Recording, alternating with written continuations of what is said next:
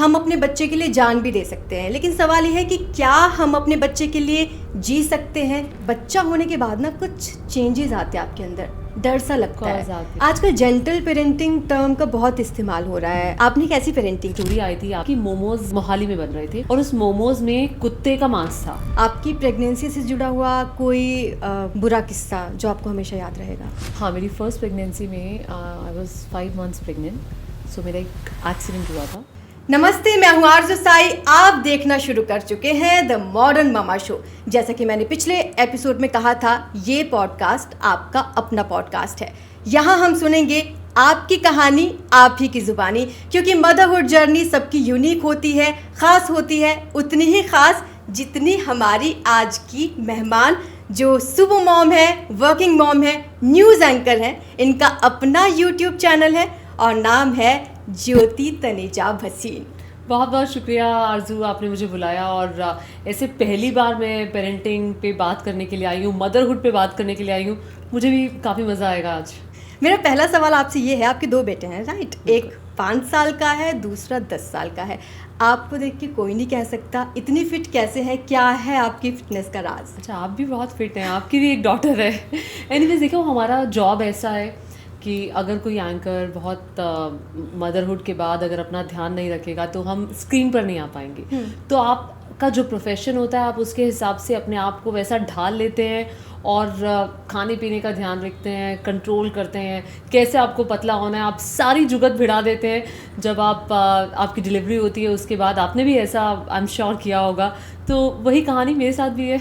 मुझे लगता है सिर्फ हमारे प्रोफेशन में नहीं, हर किसी को ये करना चाहिए। मैंने कहीं पे सुना था कि हम अपने बच्चे के लिए जान भी दे सकते हैं, लेकिन सवाल ये है कि क्या हम अपने बच्चे के लिए जी सकते हैं, क्या हम अच्छा लाइफस्टाइल अपना सकते हैं ताकि हमारे बच्चे हमसे सीखें और आज से 10, 20 या 25 साल बाद उनको हमारी हेल्थ की टेंशन ना हो। आजू, बहुत अच्छा सवाल है। एक्चुअली मैं कहीं पढ़ रही थी कि अगर हम अपने बच्चों को अपनी अच्छी हेल्थ दे दें विरासत के रूप में, तो इससे अच्छी बात और बेहतर बात नहीं हो सकती। आज के वक्त में बहुत लोग स्ट्रेस्ड हैं, हम जैसे लोग स्ट्रेस्ड हैं। मेरी मदर को हार्ट पेशेंट है, मेरी मदर, साथ में शुगर है। मेरे फादर भी हार्ट पेशेंट है और शुगर उनको रहती है। तो हमेशा एक दिमाग में आपके स्ट्रेस बना रहता है कि मम्मी पापा ठीक हैं, कभी घर से कभी फ़ोन आता है और ऐसे और टाइम में फ़ोन आता है तो फिर आप एकदम से आपको लगता है कि कुछ हार्ट बीट बढ़ जाती है, तो कुछ हुआ तो नहीं।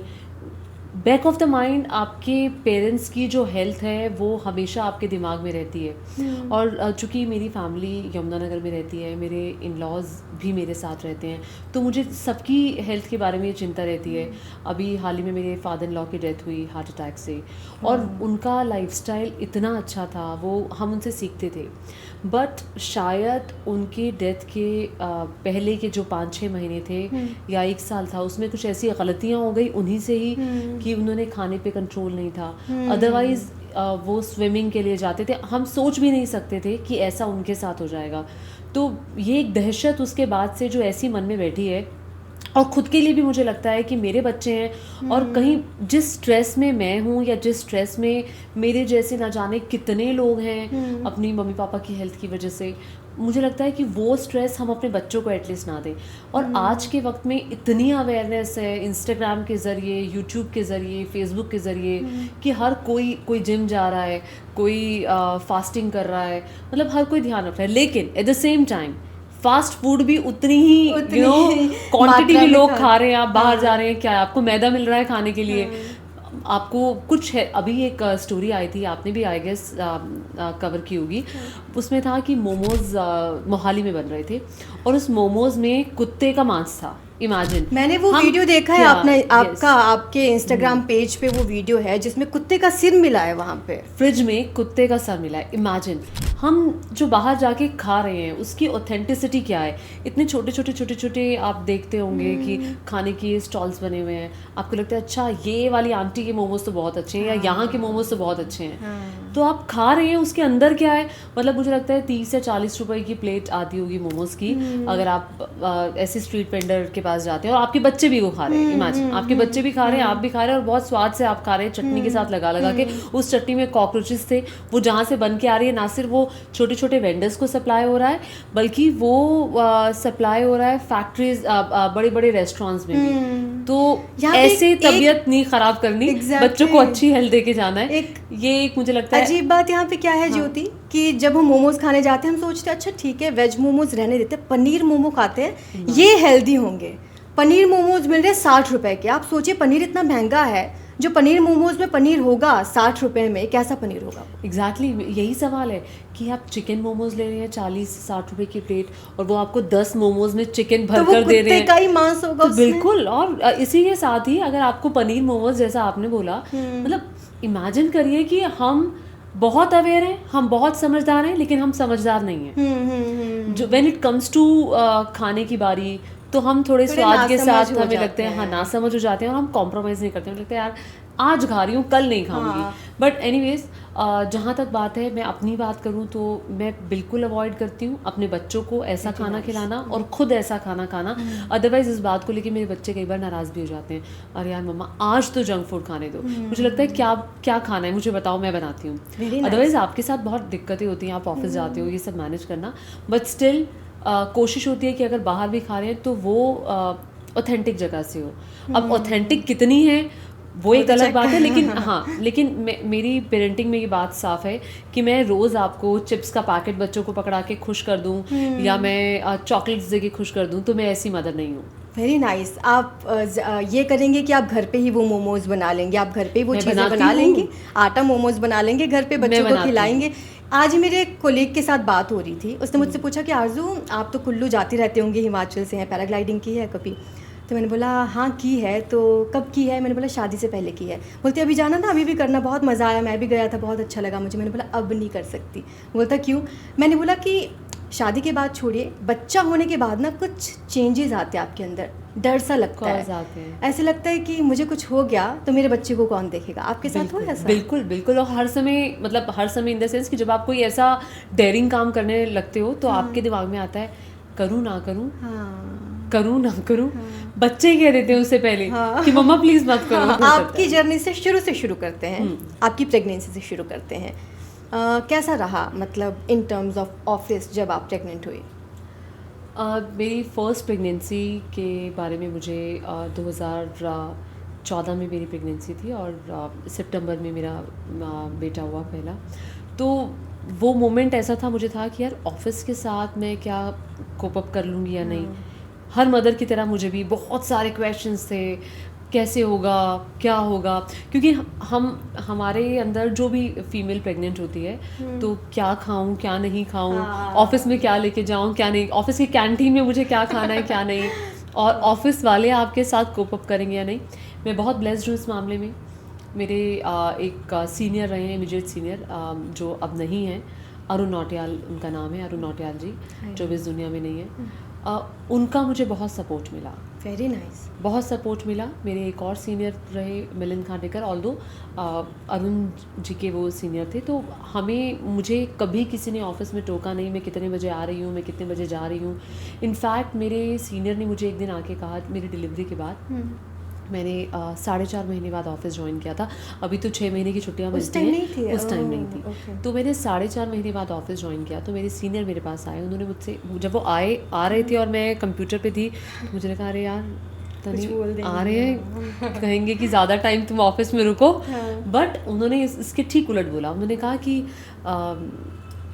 अच्छा कैसा है बेबी, कैसा है? मैंने बोला ठीक है सर। तो उन्होंने बोला अच्छे से ध्यान रखना है, ऑफिस तो देखो बेटा चलता रहेगा। मतलब एक फादर की तरह उन्होंने आके मुझे बोला ऑफिस तो बेटा चलता रहेगा, लेकिन ये मोमेंट जो आपकी लाइफ का, ये कभी वापस नहीं आएगा। This is rare. इमेजिन एक बॉस आपको आके ये बात कह रहा है, और ये बात मेरी, जहाँ मैं अरुण सर का जिक्र होता है मैं हमेशा याद करती हूँ, और मतलब मेरी आंखों में भी पानी आ जाता है जब भी मैं सर के बारे में याद करती हूँ, क्योंकि ये आपके बॉस से ऐसा सपोर्ट मिलना। मैंने बहुत लोगों की प्रेगनेंसी देखी, उस टाइम पे नहीं, उसके बाद मैंने ऑफिस ज्वाइन किया, या मैं कई लोगों के मुंह से सुनती थी कि उनके बॉस ने उनको बोल दिया कि भाई तुम 5 मिनट भी लेट क्यों हो, और वो फीमेल प्रेग्नेंट है। तो देख के आपको इतना दुख होता है कि यार आपके साथ, आपको फर्स्ट प्रेगनेंसी में मेरे बॉस इतने अच्छे थे, और मेरी सेकेंड प्रेगनेंसी में भी वही मेरे बॉस थे। और Okay. चूँकि मैं उस वक्त एबीपी न्यूज़ में थी और एबीपी न्यूज़ में मैं 8 साल तक रही और 5 साल का डिफरेंस था मेरे दोनों बच्चों में, 4.5-5 साल का। सो वहाँ मुझे कोई दिक्कत नहीं हुई। मैं सीरियसली बहुत ब्लेस्ड हूँ, बहुत वेरी लकी नाइस। और ये हूँ। बहुत रेयर है इस मामले में। मैं भी यहाँ पे मेंशन करूँगी एनडीटीवी को, मैं बहुत ब्लेस्ड हूँ इस मामले में। मैं भी जब प्रेग्नेंट थी तब भी बहुत अच्छी जर्नी रही। जब मैं मैटरनिटी के बाद ऑफिस गई हूँ तो भी बहुत ही अच्छा व्यवहार रहा सब लोगों का, बहुत बहुत सपोर्ट मिला। मैंने एक रील शेयर किया था, इसी बारे में था वो, ऑफिस जर्नी के लिए, कि वहाँ पे माँओं को कैसे व्यवहार किया जाता है, अच्छे से रखा जाता है कि नहीं। मैं वहाँ पे कमेंट्स पढ़ रही थी, ऐसे ऐसे कमेंट्स थे, उनको देख के थोड़ा सा तकलीफ़ होती है कि सबको ऐसे ऑफिस ऐसे बॉसेस नहीं मिलते हैं। मेरी एक कलीग रही है, मैं नाम नहीं लूँगी, तो उन्होंने मुझसे कहा कि वो बहुत परेशान थी एंड शी वॉज प्रेगनेंट। तो मैंने पूछा उनसे क्या हुआ, मैं ये उस ऑफिस की बात नहीं है। तो उन्होंने कहा कि यार मैं थोड़ा लेट आई हूँ तो मुझे सुनाया गया है। बहुत परेशान थी। तो मैंने बोला कोई बात नहीं। तो बहुत परेशान वो रहती थी क्योंकि वो अपनी तबीयत से जूझ रही थी, तबीयत के साथ, क्योंकि एक फीमेल की बॉडी में बहुत चेंजेस होते हैं। क्रूशियल टाइम होते हैं। मैं Crucial पिछले time होता है। एपिसोड में भी यही बता कोई रही थी। 6-7 मंथ्स की प्रेग्नेंट लेडी को कोई व्यक्ति अगर आके बोले सुना कि है। आप 8 घंटे पूरा ऑफिस में नहीं दे रही हैं, आप जल्दी निकल जा रही हैं या आज आप लेट आई हैं, तो मुझे लगता है ये लोग कह कैसे देते हैं। कैसे देते हैं। प्लस कई बार तो ऐसा होता है कि वो लेडी खड़ी है, बॉस बैठा है, बैठ के उस लेडी को सुना रहा है चाहे उस लेडी की टांगे कांप रही हूँ, ये भी नहीं देखती कि क्या हालत है। ऐसे बहुत किस्से सुनने को मिले हैं, लेकिन भगवान की दया से हम लोग लकी रहे हैं। और ये हर ऑफिस की अलग अलग कहानी है, बट हम दोनों ही ये विश कर रहे हैं कि जो भी लेडी प्रेग्नेंट है या मैटरनिटी के बाद ऑफिस ज्वाइन कर रही है, उनको उनके बॉसेस बहुत अच्छे से रखें और वो अपना काम भी अच्छे से कर पाए, फ्री माइंडेड अच्छा, होकर। कलीग्स तो अच्छे से रखते हैं, हाँ। लेकिन शायद मुझे लगता है वो बॉसेस को ही कुछ हो जाता है। मैंने जितने लोगों की कहानियां सुनी है, कलीग्स सुनी कहते हैं है, अच्छा हाँ। यार वो तो बहुत ख़राब है, हाँ। उसने ऐसा बिहेव किया है, बट ठीक है, बट वो बॉस नहीं है, कलीग्स है। अच्छा, आपकी सेकंड प्रेगनेंसी कैसी रही? मतलब जैसी फर्स्ट थी वैसी सेकंड थी? डिलीवरी का एक्सपीरियंस मतलब कुछ अलग था या सेम था? अलग था, ऑफ कोर्स अलग था। फर्स्ट प्रेगनेंसी में जब मैं प्रेग्नेंट हुई तो आपको भी पता है कि आपको मॉर्निंग सिकनेस होती है, तो मुझसे सुबह नहीं उठ पाती थी मैं। तो मैंने अपने सर को बोला, अरुण जी को बोला कि सर मेरे को बहुत प्रॉब्लम होती है तो मैं मॉर्निंग शिफ्ट नहीं कर पाऊँगी। तो इट्स ओके।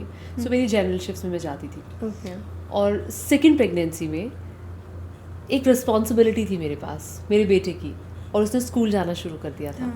सो आप सेकेंड प्रेगनेंसी में मैंने उस मॉर्निंग सिकनेस मुझे होती थी तब भी, लेकिन मेरे पास चूँकि रिस्पॉन्सिबिलिटी थी मेरे एक बच्चे की, सो व्हाट आई डिड, मुझे लगा कि अब दूसरा बेबी भी हो जाएगा तो कहीं फर्स्ट वाले को ये ना फील हो कि मम्मी मुझे ज़्यादा टाइम नहीं दे रही है, I have to give him time. और वो टाइम मैं कब दूंगी? अगर मैं मेरा पूरा दिन ऑफिस में निकल जाएगा, मैं इवनिंग में अगर घर आऊँगी तो मैं बच्चे को टाइम नहीं दे पाऊँगी। So what I did, I took morning shift, और मैं सुबह 4 बजे उठती थी, 4:30 बजे मैं ऑफिस के लिए निकलती थी, 5 बजे पहुंचती थी, 6 बजे का बुलेटिन करती थी। तो ये मेरी पूरी सेकंड प्रेगनेंसी के दौरान रहा। हाँ, मतलब चैलेंजेस थे, क्योंकि जिस प्रेगनेंसी 2 प्रेगनेंसी रही, एक में मैं मॉर्निंग नहीं गई क्योंकि मेरा फर्स्ट प्रेगनेंसी था, मेरी कोई रिस्पॉन्सिबिलिटी नहीं थी। आपको रिस्पॉन्सिबिलिटी बदल देती है। हाँ। जब सेकंड प्रेगनेंसी में मैं सुबह उठ के जाती थी, मुझे लगता था नहीं उठा जा रहा मुझसे, कैसे करूं? बट मुझे सामने मेरे बेटे का चेहरा आता था, हाँ। नहीं, I have to give him time. So मुझे अपने बेटे को टाइम देना है। तो मुझे उस जिम्मेदारी ने सुबह जाना, क्योंकि आपके पास जब जिम्मेदारियाँ होती है तो वो जिम्मेदारी आपसे कुछ भी करा सकती है अगर आपने एक बार ठान लिया। तो मैं जाती थी, फिर स्कूल से ऑफिस में रह के स्कूल से उसको पिक करके घर आती थी, फिर उसके साथ टाइम स्पेंड करती थी। ऑल्दो चैलेंजेस होते हैं सेकंड प्रेगनेंसी में, आपकी बॉडी में चेंजेस है, आपका सामने बच्चा है, घर की रिस्पॉन्सिबिलिटी है। तो अच्छा, एक चीज़ मैंने सुनी थी जो थी, जब फर्स्ट आपका दोनों बेबी सी सेक्शन से हुआ है, 7 लेयर कटती है। सेकंड जब डिलीवरी होती है, वही जो स्कार होता है, वही जो लेयर्स होती हैं वही कटती हैं, पेन ज़्यादा होता है फिर? मेरे टाइम पे वही थी, सेम लेयर थी, सेम लाइन थी।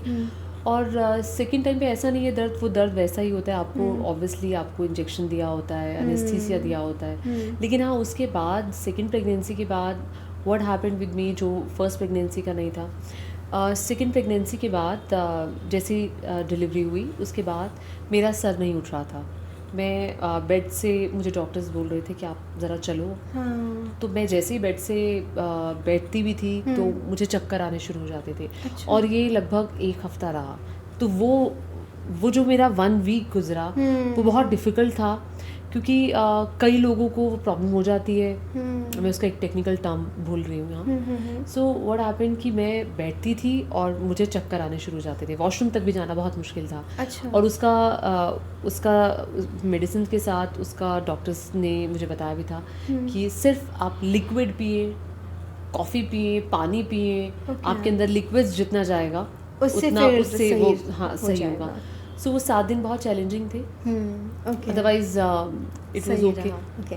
अच्छा, आपकी बॉन्डिंग कैसी है अपने दोनों बेटों के साथ? और इसमें एक और सवाल ये जोड़ूंगी, मैंने बहुत जगह ये देखा कि जब सेकंड बेबी आ जाता है तो फर्स्ट बेबी थोड़ा सा इग्नोर हो जाता है, ना चाहते हुए भी आप उसको इग्नोर कर देते हो। मतलब ऐसा होता है क्या, या फिर मन में ऐसी गिल्ट आती है क्या कि मैं पहले बच्चे को ज़्यादा टाइम नहीं दे पा रही? ये गिल्ट मेरे मन में जब मेरा दूसरा बेटा बहुत छोटा था तब रहता था, क्योंकि मेरे फर्स्ट जो मेरा बेटा था उसकी क्लासेस रहती थी, स्केटिंग या कई और क्लासेस थी। तो मुझे लग रहा था कि चूँकि हस्बैंड भी ऑफिस और बाकी घर के लोग हैं, मेरा भी उसके बाद 6 महीने बाद ऑफिस शुरू हो गया था, तो वो चीज़ें उसकी हैम्पर हुई थी, तो एक गिल्ट फीलिंग था। लेकिन हाँ, उसके बाद मैं ये सोच चुकी थी कि ये तो छोटा है, इसको तो मैं टाइम दे ही रही हूँ। और वो दादी दादू के साथ बहुत ज़्यादा मिक्स था। सो बड़े वाले बेटे को मैंने टाइम देना शुरू किया, उसको भी देती थी। तो अभी भी मेरा छोटा बेटा अपनी दादी के साथ बहुत जेलप है। अच्छा। उन्हीं के साथ सोता है। अच्छा। और अगर मैं कह दूं कि आज मम्मा के पास सोना है, सो क्या okay okay okay I sleep with mama. But रात होते ही उसको लगता है कि इस बेड पर कोई प्रॉब्लम है, मुझे मम्मी के पास, मुझे दादी के पास जाना है। तो मेरा बड़ा बेटा मुझसे बहुत अटैच्ड है। छोटे बेटे को दादी ही चाहिए और बड़े बेटे को मम्मा ही चाहिए। सोचिए, यहाँ पे ये होता है जितना आपने बच्चे में इन्वेस्ट किया आपको वही नज़र आएगा फिर आगे। टाइम की बात हो, प्यार की बात हो, है ना, ये चीज़ें होती हैं। मतलब मैं अब यहाँ आ रही थी या मैं कभी बाहर जाती हूँ तो सबसे पहला सवाल होता है, अच्छा जा रही हो, कितनी देर में आओगे? आ जाना इतनी देर में, और लेट नहीं करना। Okay okay okay I will come. So वो अपनी प्लानिंग्स पहले ही बच्चे कर लेते हैं। Okay, if you will come then we will go to park. फिर ऑब्वियसली आपकी बहुत सारी प्लानिंग्स हो सकती हैं, आपके बहुत सारे काम हो सकते हैं, लेकिन उन कामों के बीच में से बच्चे के लिए टाइम निकालना, क्योंकि वो उसका हक है। अगर हम किसी को अपनी ज़िंदगी में लेकर आए तो उसकी रिस्पॉन्सिबिलिटी हमारी जिम्मेदारी है। याद है आपको कि जब हम छोटे थे, आपके साथ भी आई एम श्योर ऐसा ही होता होगा, स्कूल से जब तक आप नहीं आ जाते थे या आप किसी क्लास में गए हो आप नहीं आ जाते थे, आपकी मदर खड़ी रह के आपका इंतज़ार किया करती थी। आप वर्किंग लेडी हैं, आपको पता है कि बच्चा अगर गया है स्कूल से तो आ जाएगा, लेकिन फिर भी वो जब वो स्कूल के आने का टाइम होता है, अगर मैं घर पे हूँ तो वो आपका अलार्म, अच्छा अगर 5 मिनट भी लेट हो जाता है तो आपका दिमाग, अच्छा क्यों लेट हो गया, कहाँ रह गया।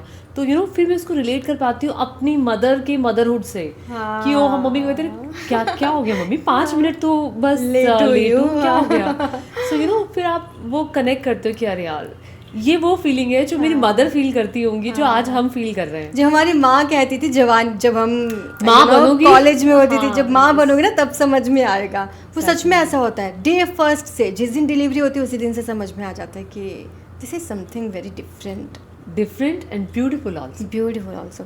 ये एक ऐसा मदरहुड, एक ऐसा शब्द है जो लोग बताने की कोशिश तो करते हैं, लेकिन मदरहुड का मतलब होता है फैमिली, रिस्पॉन्सिबिलिटी, हैप्पीनेस। मतलब ये मुझे लगता है आप एक्सप्लेन नहीं कर सकते, बहुत सारी चीज़ें हैं, आप इसको एक्सप्लेन नहीं कर सकते। एग्जैक्टली। आजकल जेंटल पेरेंटिंग टर्म का बहुत इस्तेमाल हो रहा है। आज की जो हमारी वाली जनरेशन है वो जेंटल पेरेंटिंग ज़्यादा इस पे फोकस कर रहे हैं। आपने कैसी पेरेंटिंग की, जेंटल पेरेंटिंग की है? अच्छा ये बताइए आपकी मदर ने कैसी की? हमें तो मार पड़ती थी, खूब मार पड़ती थी। और पहले की मदर्स और अभी की मदर्स में बहुत डिफरेंस है। अच्छा मैं तो अपने बच्चों को नहीं मारूंगी, हाँ, है ना, मतलब आप हाथ नहीं उठा सकते हो। और अभी अवेयरनेस भी बहुत है। पहले के तो 2-3 बच्चे होते थे, हम लोग 3 भाई बहन हैं, तो भाई एक नहीं तो एक को पड़ गई तो 2 अपने आप सीधे हो गए, हाँ। लेकिन अभी ऑब्वियसली अवेयरनेस बहुत ज़्यादा है, आपको शब्दों से समझाना है। आप बच्चों को भी ये कहते हो, मेरे 2 बच्चे हैं आपस में, वो भी लड़ाई करते हैं, तो मैं उनको यही कहती हूँ कि हाथ से नहीं ज़बान से काम करो। आपको जो बताना है छोटे भाई को तो आप बोल कर बोल बताओ, के बताओ। आपको गुस्सा भी नहीं होना है, मतलब क्यों गुस्सा होना है। हाँ। तो ऑल्दो जब आप एक वर्किंग लेडी होते हो, वर्किंग फीमेल होते हो, आप बहुत स्ट्रेस्ड होते हो, आपके ऊपर ऑफिस का भी बहुत स्ट्रेस होता है, आपके पास घर के इतने काम होते हैं, और कई बार ऐसा होता है कि घर के काम, ऑफिस के काम, बच्चों को भी देखना है, और नेक्स्ट डे आपको ऑफिस जब जाना है। अभी तो मैं अपना यूट्यूब चला रही हूँ, तो ये बहुत बेहतर चीज़ें हैं। अगर पहले होता था कि आपको ऑफिस जाना है और अगले दिन बहुत इंपॉर्टेंट कोई टॉपिक आने वाला है, उसके बारे में आपको पढ़ना भी है। हाँ। बच्चों को सुलाने के बाद आपको अर्ली मॉर्निंग शिफ्ट जाना है, 11 बज चुके हैं, और आपको सब्जेक्ट के बारे में पढ़ना भी है। हाँ। ऑलरेडी आप बहुत स्ट्रेस्ड अप हो, आपकी नींद ऑलरेडी पूरी नहीं है, तो कई बार गुस्से में आप कुछ बोल जाते हो, लेकिन तभी आप रियलाइज़ करते हो कि ये मैंने क्या कर दिया। हाँ, नहीं बोलना ये मैंने क्या कर दिया। तो आजकल की माएँ ऐसी हैं जो बच्चों को सॉरी बोलती हैं। सॉरी, गलती से हो गया, सॉरी फ्रॉम माई साइड। अब जैसे अदीरा भी टॉडलर फेज में है, बहुत सारी शरारतें करती है कभी कभार। हालांकि मुझे वैसे बहुत रेयर गुस्सा आता है उस पर, कभी मतलब बहुत ही रेयर, मुझे नहीं लगता अब तक कभी आया भी है गुस्सा। अब मुझे नहीं पता कभी वो कुछ ऐसा कर देगी जिस पे मैं गुस्सा करूँगी, तो मैं कैसे उस गुस्से को दबा लूँगी अपने में, बट मुझे नहीं लगता मैं कभी कर पाऊँगी। मतलब जब वो टॉडलर्स थे, आपके जो बेबीज़ थे, उन्होंने बहुत सारी शरारतें की होंगी, कभी ऐसा हुआ कि गुस्से को अंदर ही घोट लिया हो अपने में, खुद को तकलीफ़ हुई हो बट बच्चे को ना बोल पाए आप? बिल्कुल ऐसा, आपको गुस्सा दबाना पड़ता है कई बार। वही मैंने आपको बोला ना कि कई बार आप ऐसे स्ट्रेस्ड आउट हो, आपको गुस्सा निकलने वाला होता है, आप तुरंत दबाते हो। मतलब मैं कहीं और का गुस्सा बच्चे पे नहीं निकाल सकती। कई ऐसी गलतियां हैं जो अनजाने में ही बच्चे कर जाते हैं। अभी भी ऐसा होता है कि कुछ गलती अगर हो गई या कुछ टूट गया, तो मम्मा टूट गया है, कोई बात नहीं, मतलब हो गया, टूट गया, क्या हो गया, कोई बात नहीं, मतलब अच्छा तो क्या हो गया, मतलब क्या हो जाएगा। अब पता है बच्चे कैसे फ्लेक्स करते हैं ज्योति, मैं बताती हूँ आपको। मेरी कोलीग है एक अदिति राजपूत, जान सुना होगा आपने नाम, एनडीटीवी में सीनियर एंकर है। Oh very nice, okay. वही मुझे बता रही थी जेंटल पेरेंटिंग के बारे में। एक बार क्या हुआ, उनके बेबी के कुछ दोस्त आए घर पे और अदिति घर पे नहीं थी, तो उनके बेबी के दोस्त से कोई चीज़ टूट गई नीचे फर्श पे गिर के, तो वो बेबी डर गया कि अब तुम्हारी मम्मा आएंगी तो डांट लगाएंगी। तो उससे बोले देखना मेरी मम्मा आएंगी और कुछ भी नहीं बोलेंगी। फिर वो बोलता नहीं नहीं देखना, मेरी तो मम्मा बहुत डांटते हैं, देखना तुम्हारी भी मम्मा डांटेगी। उसने बोला नहीं देखना, कुछ नहीं बोलेंगी। अदिति जाती हैं घर पे और वो देखती हैं टूटा हुआ वास है, फ्लावर वास है, तो फिर उन्होंने सच में कुछ नहीं बोला, वो जेंटल पेरेंटिंग करती आई हैं।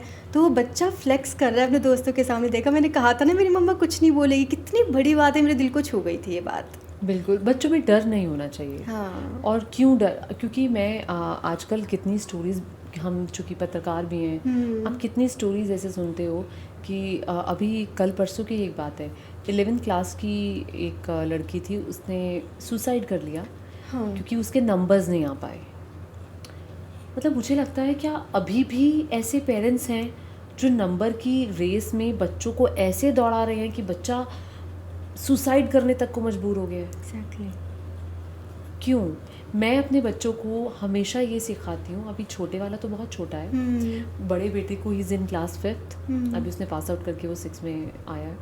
मैं उसको हमेशा ये सिखाती हूँ कि गिव योर 100%, आप अपनी तैयारी करके जाओ, उसमें कभी ना छोड़ो, मार्क्स आए ना आए, एटलीस्ट आपके दिमाग में ये ना रहे कि मैंने तैयारी नहीं की। सो एक बार उसके एक सब्जेक्ट में नंबर कम आए, सो वो घर आया, ऑल्दो मैं भी उसको पढ़ाई के लिए उस समय टाइम नहीं दे पाई। अभी हाल ही की बात है, मैं टाइम्स ऑफ इंडिया से महाकुंभ कवर करने गई थी। ओके। सो मैं पहले 9 दिन के लिए गई, फिर वापस आई, तो उसने बोला मम्मा मेरे उस सब्जेक्ट में, उसने बोला माहौल बनाया, फिर उसने मुझे बताया, मैं कोई बात नहीं, कोई बात नहीं, कोई बात नहीं, कोई बात नहीं। देखो मैंने तो आपको कभी भी मार्क्स के लिए नहीं बोला, तो हाँ ये हुआ तो फर्स्ट टाइम है, लेकिन आप तब भी नहीं बोलोगे।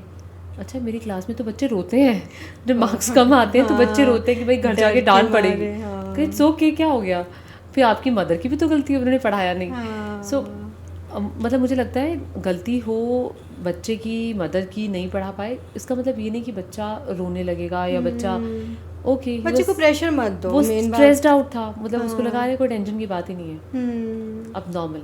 बस इतना मैं ज़रूर सिखाती हूँ पढ़ाई के लिए कि दिन का 15 मिनट 20 मिनट एटलीस्ट आप दे दो, सो दैट आप जो पढ़ कर आए हो वो आप रिवीजन हो जाए।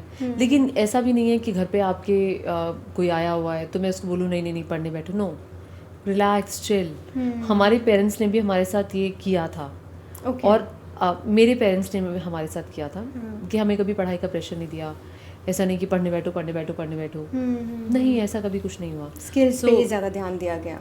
हाँ, मतलब उन्होंने हमेशा आज़ादी दी, छूट दी, ये करना है हाँ करो, मुझे एंकर बनना है हाँ तो अपना रास्ता ढूंढो। सो अपना रास्ता ढूंढते हुए लगा कि अच्छा मास कॉम करना है और फिर दिल्ली आना है, तो उनका हमेशा सपोर्ट रहा।